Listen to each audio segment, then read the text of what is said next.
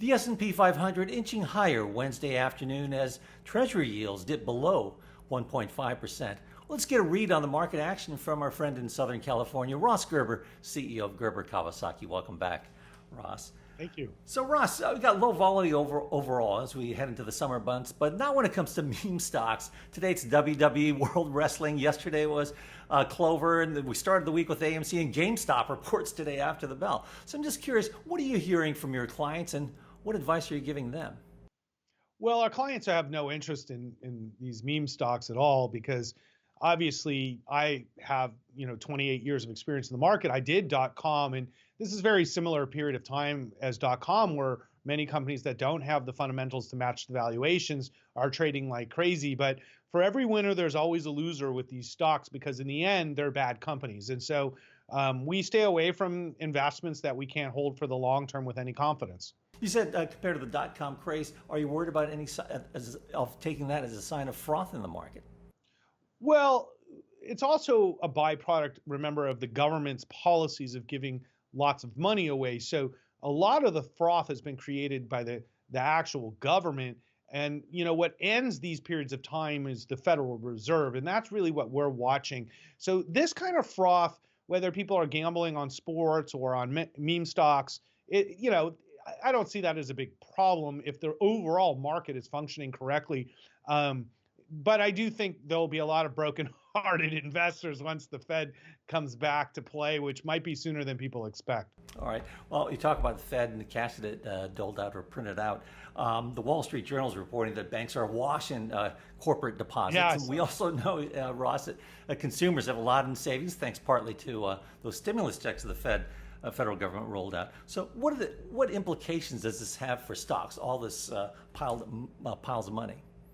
Well, I would argue what implications does this have for the economy, which ultimately leads to the implications for stocks, because we obviously investors are participating in the stock market. That's why we have high valuations today. But what really matters is that the consumer is in such a good place. They have a large amount of extra money to spend, and they are spending this money. And we now see that the savings level is at records. So it bodes very well for the economy, but it also, in my mind, means that the government has to be more restrained going forward with the future stimuluses that they're looking at, the spending bills. They're very excessive right now when you look at the well-being of the economy as a whole. So I would rather see the economy play itself out with all this cash out there than the government printing more cash, taxing more people, spending more money. I don't think that's necessary at all. So we'll see what happens.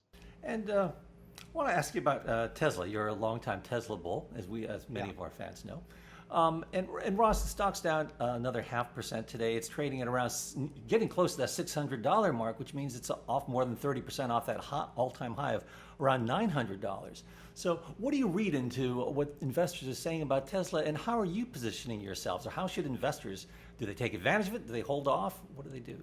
Well, I mean, obviously, we're heavily invested in Tesla, so we're in a different position than somebody who might not have any investment in Tesla and maybe want to take a look at the stock for the first time. We believe any price under 600 is a good value for Tesla. So it's kind of right at that point. But a lot of the decline in Tesla is because of the various confusing decision-making of Elon recently with regard to Bitcoin and other factors that have nothing to do with Tesla. So in that aspect, it's an opportunity. On the other hand, some of this stuff is troubling, and it means that the risk level for Tesla has gone up, especially in a year where they need to focus on execution. But we were very unhappy to see Jerome Guillion leave Tesla, who really, in my mind, was like the COO of Tesla and really the genius behind the truck business. So we're very cautious on Tesla on the short term as much as we're long-term super bullish. So we've got a great event this week with the Plaid delivery event, and I'm very bullish on Tesla's numbers moving forward, but I'd like to see a little bit more stability in management. And lastly, Ross, with the 10-year yield dipping below 1.5%, what are the implications of that for investors, and perhaps especially for people interested in tech? Well, it's a little bit embarrassing after seeing all the inflation headlines that were very predisposed to being completely incorrect about the way inflation works in the modern economy.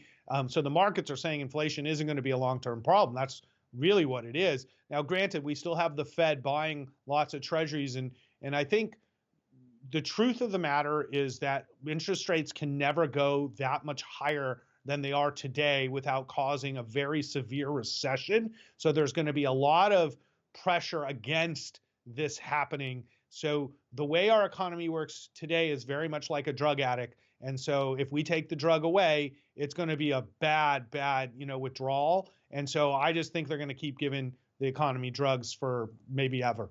Ooh, hope it doesn't OD. We'll see. Well, right, exactly. And I think that's the risk reward. As long as you only do a little bit of drugs, it's okay. So hopefully, we'll have some, discipline here. Okay, see what happens with the CPI coming out this week and the Fed FOMC meeting next week. Thanks a lot, Ross. Our thanks to Ross Gerber of Gerber Kawasaki. I'm Fred Katayama in New York. This is Reuters.